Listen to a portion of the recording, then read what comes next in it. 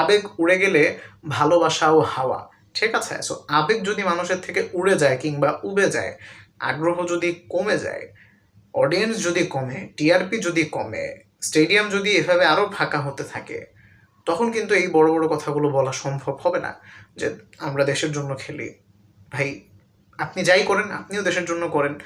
একজন রিক্সা চালাচ্ছে, উনিও দেশের জন্যই রিক্সা চালাচ্ছে, ঠিক আছে? আমি জানি না আমি কি বলছি এগুলো, বা যাই হোক, টপিকটা চেঞ্জ হয়ে গেছে। মানে যেটা বললাম, মানে খুবই পজিটিভ শুরু করে একটু নেগেটিভ হয়ে যাচ্ছে আর কি। যেটা বলছিলাম আসলে, একটু তো ভাটা পড়েছে, পড়বেই, স্বাভাবিক। একটা টুর্নামেন্টে আমরা শুধু ফাইটটা দেখতে চাই, যে ম্যাচগুলোতে আপনাদের ফাইটটা আছে কিনা, আপনাদের যতটুকু ক্যালিবার আছে আপনারা ততটুকু দিয়ে আসতে পারছেন কিনা, ঠিক আছে? হাফ হার্টেড শট খেলে আউট হচ্ছেন না, আমরা এটা দেখতে চাই।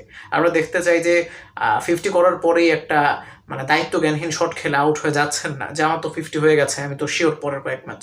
না, আমরা দেখতে চাই যে না, দায়িত্ব নিয়ে আপনি ব্যাটিং করছেন কিনা। একটা ভালো বলে আউট হন, কেউ কিচ্ছু বলে না। মাঝে মধ্যে দেখেন না, লিটন দাস বা সৌম্য সরকার কিংবা যারা বেশি হচ্ছে আপনার হুটহাট আউট হয়ে যায়, চমৎকার ইনিংস খেলছে, হুট করে মনে হলো যে, যেমন লিটন কুমার দাস যাই ফিল্ডারকে একটু ক্যাচ প্র্যাকটিস করায়, কিংবা সৌম্য সরকার, মানে এই যে সেকেন্ড ওডিআইতে এত চমৎকার খেলছিল, কীভাবে আউট হয়েছে দেখেছেন নিশ্চয়ই।